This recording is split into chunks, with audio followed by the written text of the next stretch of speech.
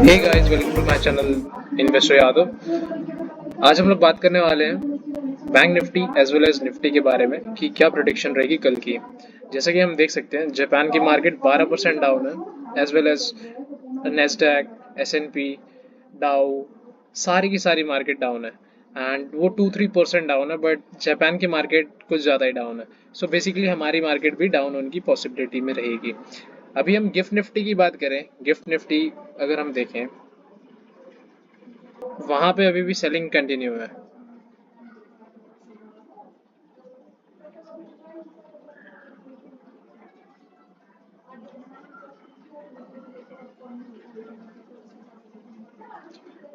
अगर हम gift Nifty की बात करें तो वहां पे अभी भी सेलिंग कंटिन्यू है, उसने 24,000 के लेवल को ब्रेक डाउन कर दिया है। अब रही बात कल की, कल क्या होगा। कल अगर हमारी मार्केट फ्लैट ओपन होती है, सो बेसिकली अगर फ्लैट ओपनिंग होती है हमारी मार्केट की,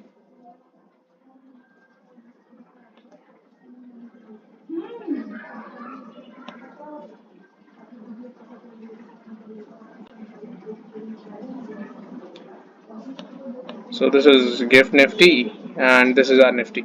सो कल अगर हमारी फ्लैट ओपनिंग होती है, अगर हमारी फ्लैट ओपनिंग होती है एंड ये ब्रेक डाउन करता है हमारे प्रीवियस क्लोज को, जो प्रीवियस डे लो था, अगर ये ब्रेक डाउन होता है तो वहां से सेलिंग कंटिन्यू हो सकती है। बट अगर जो लोग सोच रहे हैं कि बहुत हैवी सेल ऑफ आएगा तो वो पॉसिबल नहीं रहेगा। क्यों? क्योंकि जैसा कि हमने देखा, जापान की मार्केट 12% डाउन है एंड अमेरिकन मार्केट्स भी डाउन है। सो इंटर रिलेशन होता है मार्केट्स में, एंड कभी भी किसी मार्केट में गिरावट आती है ना, तो फॉलो थ्रू आता है दूसरी मार्केट्स में भी, क्योंकि सब इंटर रिलेटेड है। बिजनेस और इकोनॉमीज ऐसे ही चलती है, एक दूसरे से रिलेटेड रहती है। सो उसका इफेक्ट हमें भी देखने को मिलेगा अगर बड़ा गैप डाउन होता है। सो उस बड़े गैप डाउन का असर यहाँ पे भी होगा। अगर हमारी ओपनिंग 23,300 हो जाती है, 23,600 हो जाती है, तो हमारे पास रेंज नहीं रहेगी ट्रेड करने की। क्यों? उसने पहले एक अच्छा गैप क्रिएट कर दिया होगा एंड हमारा उतना कुछ खास रिलेशन नहीं है उनके साथ कि हमारे ट्रेड्स हो जाए। बट जो इन्वेस्टर्स हैं जिन्होंने यहाँ से रैली को एंजॉय किया है, बेसिकली रैली तो बहुत नीचे से चली आ रही है, अगर हम देखें तो यहाँ से चली आ रही है, ये इलेक्शन का टाइम पीरियड है। सो जिन इन्वेस्टर्स ने पैसा यहाँ बनाया है एंड उन्होंने प्रॉफिट बुकिंग करके फिर रिटर्न कमाया, वापस एंट्रीज लिए हैं एंड प्रॉफिट बनाया था इस जगह पे, उनको एक अच्छी जगह मिल रही है प्रॉफिट बुकिंग के लिए। अगर वो ट्रिगर होती है, सो वहां से हमें एक अच्छा सेल ऑफ देखने को भी मिल सकता है। अगर ये चीज़ नहीं होती है तब तो हमारी मार्केट साइडवेज की तरह एक्ट करेगी। बट अगर ये पॉइंट ट्रिगर हो जाता है इन्वेस्टर्स का, सो हमें हैवी सेल ऑफ देखने को भी मिल सकता है। सो ऑटोमेटिकली हमारी मार्केट हमें स्विंग बेसिस पे काफ़ी नीचे आती हुई दिख जाएगी, जो कि 19,000 20,000 के कुछ लेवल्स हैं। बट वो अभी पॉसिबल नहीं लग रहा है, क्योंकि बीच में ये एक अच्छी खासी रेंज दिख रही है। बट मार्केट में जब करेक्शन आता है तो वो छोटा मोटा नहीं होता है, एक सेल ऑफ नहीं है छोटा मोटा कि आके चला गया।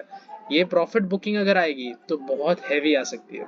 सो बेसिकली निफ्टी में हमारे पास एक ही तरीका है ट्रेड करने का कल। अगर कल मार्केट हमें मिलती है side, for example flat opening मिलती है एंड इसके आसपास कहीं ओपन होता है, जैसे ही पंप हो रहा है हल्का सा पैसा, उसको हमें बाइंग के तरफ नहीं जाना है कि गैप फिलअप हो रहा है, it will recover in a V shape recovery like mode. ऐसा कुछ नहीं होने वाला है, वो रिकवर करेगा। हमें सेलिंग अपॉर्चुनिटीज को फाइंड आउट करना है, जैसी सेलिंग अपॉर्चुनिटीज ट्रिगर होंगी हम सेल ऑफ करेंगे। ये हमारी स्ट्रेटेजी होनी चाहिए। और जहाँ पे भी हाई क्रिएट होगा, सेल ऑन राइज की अपॉर्चुनिटी को ही फाइंड आउट करना है। बट अगर गैप डाउन ओपन हो जाता है, बड़ा गैप डाउन, सो वहां पे हम रिकवरी को एक्सपेक्ट कर सकते हैं। बट मार्केट ज़्यादातर हमें ज़्यादा बड़े मौके नहीं देगी, सो छोटे मोटे हम प्रीमियम्स में 20-30 पॉइंट्स बुक करने की कोशिश कर सकते हैं निफ्टी में। एंड रही बात बैंक निफ्टी की, फिन निफ्टी की कल एक्सपायरी है। सो फिन निफ्टी जैसे कि हम जानते हैं बैंक निफ्टी से इंटर रिलेटेड एक तरीके से। फिन निफ्टी का जो रिलेशन है वो बैंक निफ्टी के साथ इनडायरेक्टली हो ही जाता है।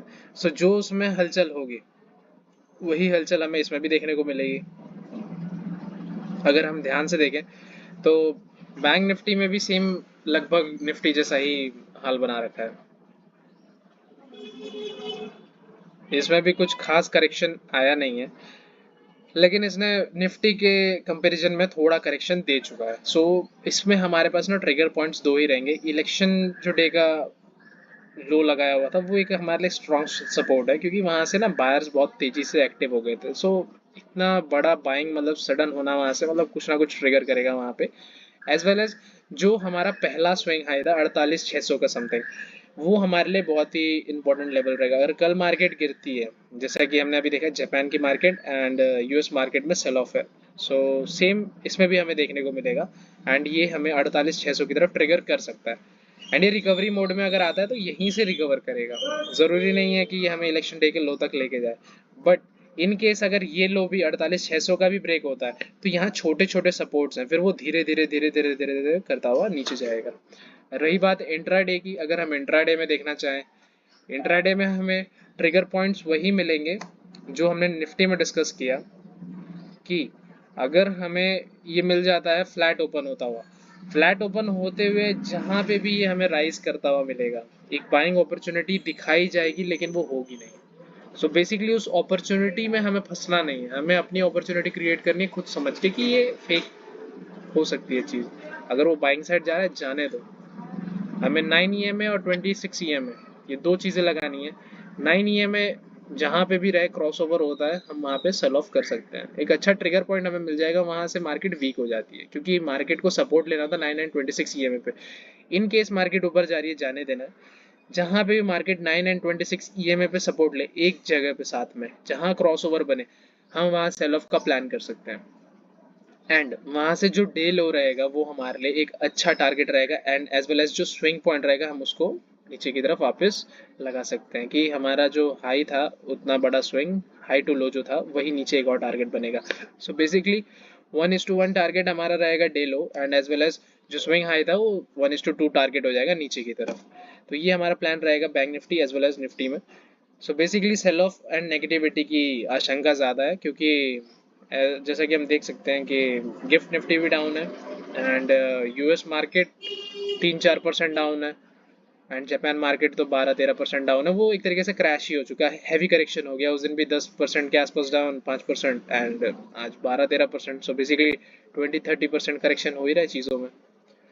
सो हमारी मार्केट में उतना तो नहीं आएगा, बट एक हेल्दी करेक्शन आएगा, जिसकी वजह से हमें small cap and mid cap में इन्वेस्ट करने को एक अच्छा मौका मिलेगा। सो उस चीज़ के लिए रेडी रहिए। इंट्राडे में प्रॉफिट्स ना बने तो ज़रूरी नहीं है ट्रेडिंग करने की, बेसिकली हमें वेट करना है एक अच्छी अपॉर्चुनिटी का जिससे पैसा बने। That's all guys.